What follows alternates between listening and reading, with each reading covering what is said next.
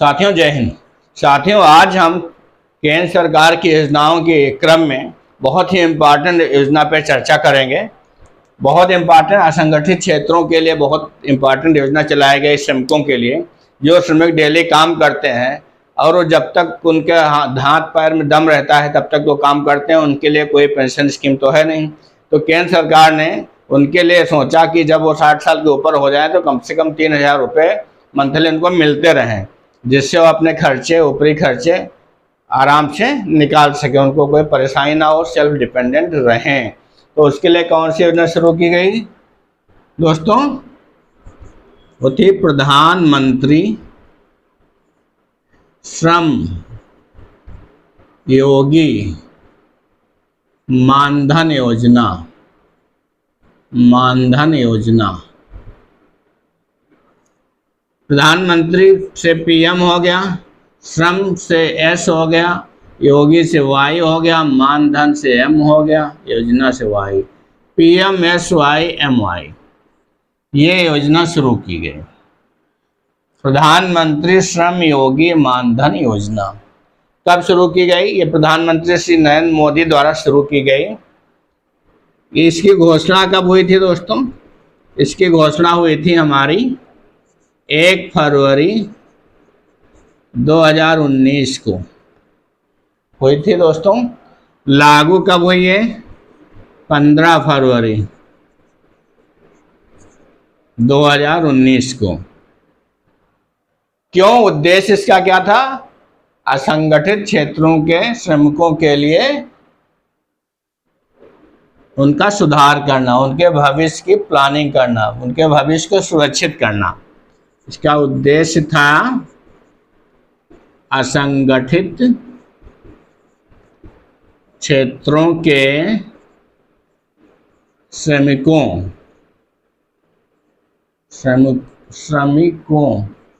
के भविष्य को सुरक्षित करना। इसकी आय कितने रखे? असंगठित क्षेत्र समझ गए हो दोस्तों क्या होते हैं? जैसे कोई दिहाड़ी मजबूत होते हैं, मजदूर होते हैं, भट्ठा पे काम करने वाले होते हैं, ठेला लगाने वाले होते हैं, ठेला रेहड़ी जो पटरी दुकानदार होते हैं, ये सब जितने हैं, धोबी हैं, कपड़ा धुलने वाले, प्रेस करने वाले, ये सब इस क्षेत्र में आते हैं। एक संगठित क्षेत्र होता है जो लिमिटेड कंपनी होती है, उसमें आदमी जो काम करता है उसमें भविष्य निधि उसकी भी कटती है, EPF कटती है, और NPS न्यू पेंशन स्कीम के अंतर्गत वो आ जाता है, तो वो संगठित क्षेत्रों में आते हैं। उनकी तो भविष्य निधि कटती है, उनकी भविष्य के लिए होती है जमा पूंजी, लेकिन इनके लिए कोई जमा पूंजी नहीं होती। डेली खाते हैं, डेली कमाते हैं, डेली कमाते हैं, डेली खाते हैं। तो दोस्तों इसके लिए इनके लिए योजना शुरू की गई है, इनके भविष्य को सुरक्षित करने के लिए। इनकी संख्या मिलियंस में, हमारे यहाँ 40 मिलियंस के ऊपर ये लोग हैं। तो सरकार ने इनके लिए योजना शुरू की, और क्या पात्रता क्या रखी कि 15,000 रुपये मासिक से अधिक आय ना हो। मासिक आय वाले लोग इसमें शामिल होंगे, इससे अधिक वाले शामिल नहीं होंगे। इतना रुपये मासिक कमाने वाले लोग इसमें शामिल होंगे। कितने वर्ष तक? 18 से 40 वर्ष तक आय वाले। और कितना इनका कुछ प्रीमियम, नाम मात्र प्रीमियम सरकार ने रखा, 55 से लेकर 200 रुपये मासिक जो कमाते हैं। 55 रुपये मास में जमा करना आई थिंक कोई ज़्यादा बहुत नहीं है। तो 18 साल का जो इंसान है आपका श्रमिक, वो 55 रुपये, 19 साल का इसी तरह 58 रुपये, 20 साल का 61 रुपये, 21 साल का 64 रुपये, 22 साल का 68 रुपये, 22 साल का। इसी तरीके दोस्तों चार्ट एक है, उसी के अनुसार है। 40 वर्ष का अगर है तो 200 रुपये मासिक उसको जमा करना होता है। अब इसका लाभ क्या मिलता है? जितना ये प्रीमियम देता है उतना ही सरकार जमा करती है। कितना? प्रीमियम के बराबर ही सरकार देती है, प्रीमियम के बराबर ही भारत सरकार जमा करती है। भारत सरकार जमा करती है।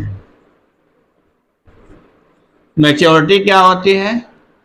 60 साल तक आपको जमा करना, 60 साल तक आयु तक,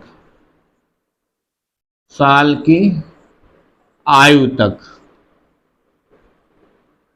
जमा होगा।